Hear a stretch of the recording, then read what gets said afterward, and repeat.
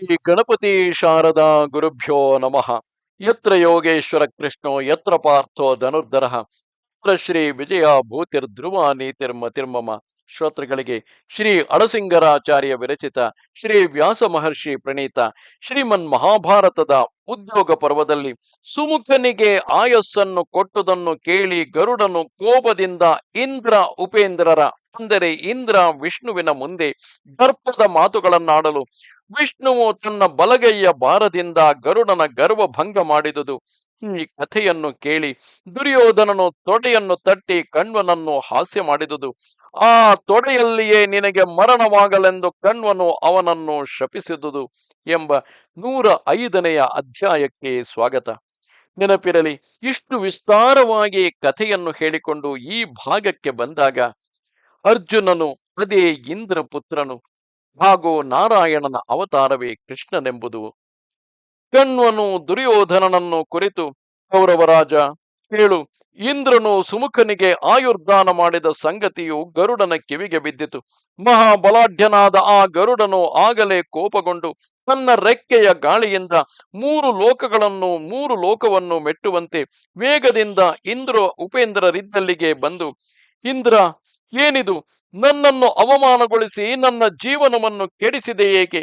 ನೀನಾಗಿಯೇ ನನಗೆ ಇಷ್ಟ ಬಂದ ಹಾಗೆ ವರವನ್ನು ಕೊಟ್ಟು ಇಷ್ಟ ಬಂದ ಹಾಗೆ ಅದನ್ನು ತಪ್ಪಿಸುವುದೆಂದರೇನು? ಸಮಸ್ತ ಭೂತಗಳಿಗೂ ಪ್ರಭುವಾದ ಸರ್ವೇಶ್ವರನು ಭೂತ ಸೃಷ್ಟಿಯಾದುದು ಮೊದಲು ನನಗೆ ನಿಯತವಾಗಿ ಕಲ್ಪಿಸಿರುವ ಆಹಾರವನ್ನು ನೀನೇಕೆ ತಪ್ಪಿಸಿದೆ? ನಾನು ಆ ನಾಗಶ್ರೇಷ್ಠನಾದ ಸುಮುಖನನ್ನು ಆಹಾರಕ್ಕಾಗಿ ನಿರ್ಣಯಿಸಿಕೊಂಡು ಅದಕ್ಕೆ ಒಂದು ಕಾಲವನ್ನು ಕೃತ ಮಾಡಿದ್ದೆನು. ಆ ನಾಗನಿಂದಲೇ ನಾನು ನನ್ನ ದೊಡ್ಡ ಸಂತಾನಕ್ಕೂ ಆಹಾರವನ್ನು ಒದಗಿಸಿ ಪೋಷಿಸಬೇಕಾಗಿದೆ. ಇದನ್ನು ನೀನು ತಪ್ಪಿಸಿದ ಮೇಲೆ ನನಗೆ ಆಹಾರವೆಲ್ಲಿ? ಈ ಆಹಾರವು ತಪ್ಪಿ ಹೋದ ಮೇಲೆ ನಾನು ಬೇರೆ ಪ್ರಾಣಿಯನ್ನು ಕೊಂದು ತಿನ್ನಲಾರೆನು. ಓ ದೇವರಾಜ, ನಿನ್ನ ಮನಸ್ಸಿಗೆ ಬಂದಂತೆ ನೀನು ಆಟವಾಡುತ್ತಿರುವ ಹಾಗಿದೆ. ನಾನು ಪ್ರಾಣಗಳನ್ನು ಬಿಡುವೆನು. ಹಾಗೆಯೇ ನನ್ನ ಪರಿಜನವು, ನನ್ನ ಭೃತ್ಯರು, ನನ್ನ ಮನೆಯಲ್ಲಿ ಇರುವವರೆಲ್ಲರೂ ಆಹಾರವಿಲ್ಲದೆ ಸಾಯುವೆವು. ಆಗ ನೀನು ಸಂತೋಷವಾಗಿರು ಎಂದನು. ಹೀಗೆ ಗರುಡನಿಗೆ ಮಹತ್ತಾದ ಅತೃಪ್ತಿಯುಂಟಾದ ವಿಷಯವು ಸುಮುಖನಿಗೆ ತಿಳಿಯಲು ಅವನ ಮುಖವು ಬಾಡಿತು. ಓಡನೆಯೇ ಅವನು ರೂಪುಗೆಟ್ಟು ಬಣ್ಣಗುಂದಿ ಸರ್ಪರೂಪಧಾರಿಯಾಗಿ ನೆಟ್ಟಗೆ ವಿಷ್ಣುವಿನ ಬಳಿಗೆ ಬಂದು ಅವನ ಪಾದಕ್ಕೆ ಸುತ್ತಿಕೊಂಡು ರಕ್ಷಣೆಯನ್ನು ಬೇಡುತ್ತಿದ್ದನು. ಇತ್ತಲಾಗಿ ಇಂದ್ರನು ಗರುಡನನ್ನು ನೋಡಿ, ಓ ವೈನತೇಯ, ಇದು ನಾನು ಮಾಡಿದುದಲ್ಲ. ನನ್ನ ಮೇಲೆ ನೀನು ಕೋಪಿಸಬಾರದು.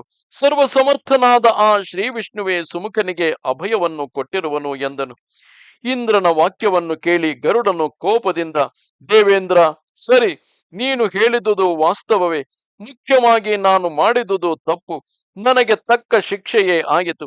ಇನ್ನೂ ಹೆಚ್ಚು ಶಿಕ್ಷೆಗೂ ನಾನು ಪಾತ್ರನೇ. ಏಕೆಂದರೆ ನಾನಾದರೂ ನನ್ನ ಅಸಾಧಾರಣ ಬಲದಿಂದ 3 ಲೋಕಗಳನ್ನು ಅಡಗಿಸಿ ಆಳಬಲ್ಲ ಅಸಮಾನ ಶಕ್ತಿಯುಳ್ಳವನು. ಇಂತಹ ಮಹಿಮೆಯು ನನ್ನಲ್ಲಿ ಇರುವಾಗಲೂ ನಾನು ಮತ್ತೊಬ್ಬನಲ್ಲಿ, ಅಂದರೆ ಆ ವಿಷ್ಣುವಿನಲ್ಲಿ ದಾಸ್ಯಕ್ಕೆ ಸಮ್ಮತಿಸಿ ಅವನನ್ನು ಬೆನ್ನ ಮೇಲೆ ಹೊತ್ತುಕೊಂಡು ತಿರುಗುತ್ತಿರುವೆನು. ಇದು ನನ್ನ ಸ್ವಯಂಕೃತ ಅಪರಾಧವಲ್ಲದೆ?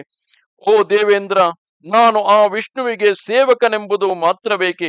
ನಿನ್ನ ಮತ್ತು ನನ್ನ ಸ್ಥಿತಿಯನ್ನು ಹೋಲಿಸಿ ನೋಡು.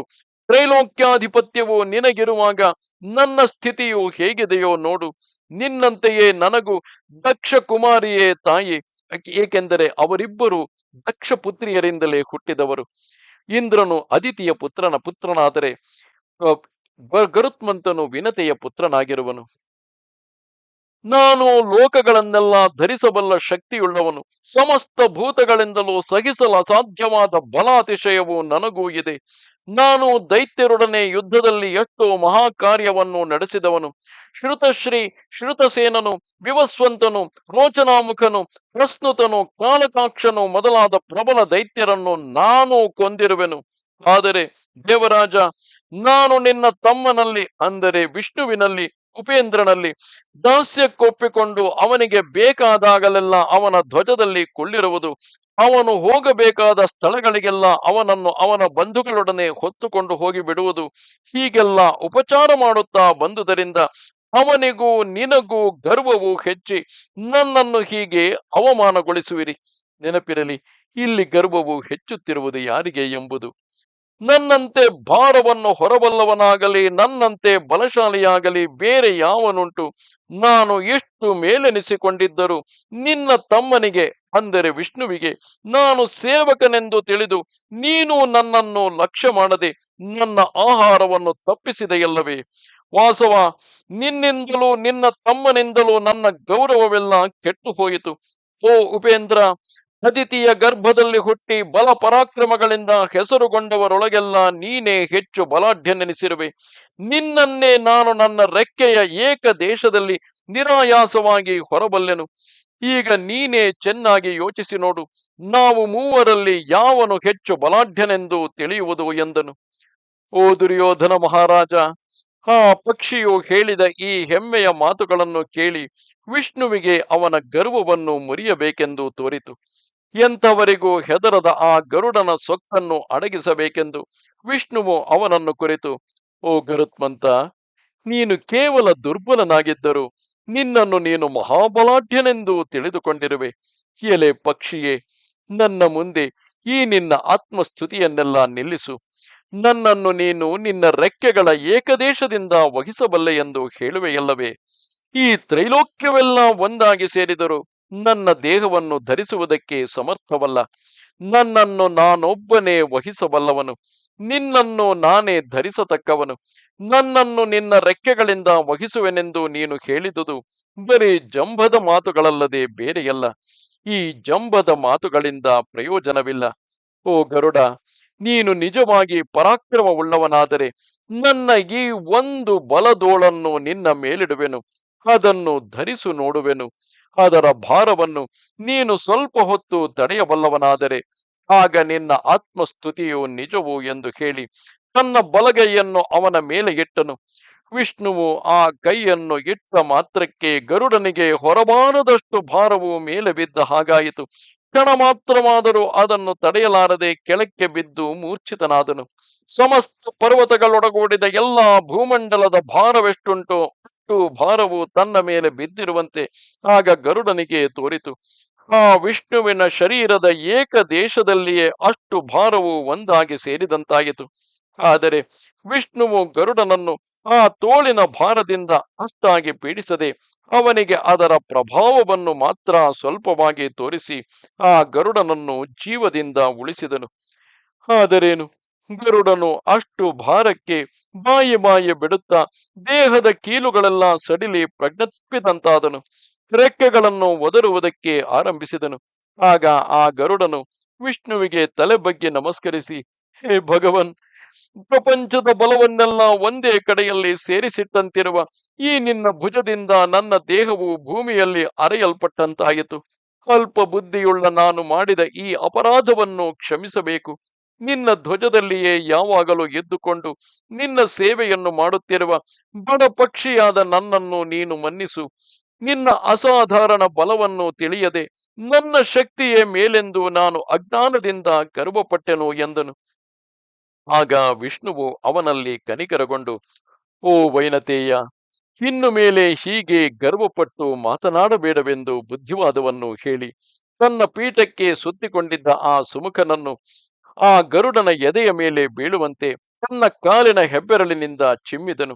ಆಗ ಗರುಡನು ಆ ಸುಮುಖನನ್ನು ಅಪ್ಪಿಕೊಂಡು ಅಂದಿನಿಂದ ಅವನಲ್ಲಿ ದ್ವೇಷವನ್ನು ಬಿಟ್ಟು ಸ್ನೇಹವನ್ನು ಬೆಳೆಸಿದನು.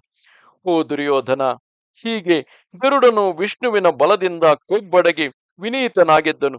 ಆ ಗರುಡನೇನು ಸಾಮಾನ್ಯನೇ? ಲೋಕದ ಸಮಸ್ತ ಪ್ರಾಣಿಗಳಿಗಿಂತಲೂ ಬಲಾಢ್ಯನು, ವಿನತೆಯ ಮಗನು, ಅಪಾರ ಕೀರ್ತಿಯುಳ್ಳವನು. ಅಂಥವನೇ ಗರ್ವಪಟ್ಟುದಕ್ಕಾಗಿ ಯಾವ ಅವಸ್ಥೆಯನ್ನು ಹೊಂದಿದನೋ ನೋಡು. ಈಗ ನಿನ್ನ ಸ್ಥಿತಿಯು ಅದರಂತೆಯೇ ಇದೆ. ಯುದ್ಧದಲ್ಲಿ ಪಾಂಡವರೊಡನೆ ಇದಿರಾಗಿ ನಿಲ್ಲುವವರೆಗೆ ಮಾತ್ರ ಈ ನಿನ್ನ ಹೆಮ್ಮೆಯ ಮಾತುಗಳೇ ಹೊರತು ಆ ವೀರರನ್ನು ಎದುರಿಸಿ ನಿಂತ ಮೇಲೆ ನೀನು ಬದುಕುವ ಸಂಭವವಿಲ್ಲ. ಆ ಭೀಮನು ಯುದ್ಧ ಮಾಡುವವರಲ್ಲಿ ಎಲ್ಲರಿಗಿಂತಲೂ ಅಗ್ರಗಣ್ಯನು, ವಾಯುದೇವನ ಮಗನು, ಮಹಾಬಲಾಢ್ಯನು. ಆ ಅರ್ಜುನನು ಸಾಕ್ಷಾತ್ ದೇವೇಂದ್ರನ ಮಗನು. ಅವರಿಬ್ಬರು ಯುದ್ಧಕ್ಕೆ ನಿಂತ ಮೇಲೆ ಯಾವ ವೈರಿಯನ್ನು ತಾನೇ ಕೊಲ್ಲದೆ ಬಿಡುವರು? ಓ ದುರ್ಯೋಧನ, ಈಗ ಪಾಂಡವರು ನಿನಗೆ ಶತ್ರುಗಳೆಂದು ಎಣಿಸಬೇಡ. ವಿಷ್ಣುವು, ವಾಯುವು, ಇಂದ್ರನು, ಧರ್ಮದೇವನು, ಇಬ್ಬರು ಅಶ್ವಿನಿ ದೇವತೆಗಳು, ಆ ದೇವಶ್ರೇಷ್ಠರೇ ಈಗ ನಿನಗೆ ನೇರವಾದ ಶತ್ರುಗಳೆಂದು ತಿಳಿ. ಅವರನ್ನು ಯುದ್ಧದಲ್ಲಿ ನೋಡುವುದಕ್ಕಾದರೂ ನಿನ್ನಿಂದ ಸಾಧ್ಯವೇ? ಆದುದರಿಂದ ಓ ರಾಜಕುಮಾರ, ಆ ಪಾಂಡವರೊಡನೆ ನಿನಗೆ ವಿರೋಧವು ಸಾಕು. ಅವರೊಡನೆ ಶಾಂತಿಯನ್ನು ಬೆಳೆಸು. ಆ ಶ್ರೀಕೃಷ್ಣನ ಮೂಲಕವಾಗಿಯೇ ಅವರೊಡನೆ ಈ ಶ್ರೀಕೃಷ್ಣನ ಮೂಲಕವಾಗಿಯೇ ಅವರೊಡನೆ ಸಮಾಧಾನಕ್ಕೆ ಪ್ರಯತ್ನಿಸು. ನಿನ್ನ ಕೌರವ ಕುಲವನ್ನು ರಕ್ಷಿಸಿಕೊಳ್ಳುವವನಾಗು. ಮಹಾ ತಪಸ್ವಿಯಾದ ಈ ನಾರದನು ಸಮಸ್ತ ಪ್ರಪಂಚವನ್ನು ಪ್ರತ್ಯಕ್ಷವಾಗಿ ಕಾಣಬಲ್ಲವನು. ಈಗ ನಾನು ನಿನಗೆ ತಿಳಿಸಿದ ಆ ಮಹಾವಿಷ್ಣುವಿನ ಪ್ರಭಾವವನ್ನೆಲ್ಲ ಇವನು ಕಣ್ಣಾರೆ ನೋಡಿ ಬಂದವನು.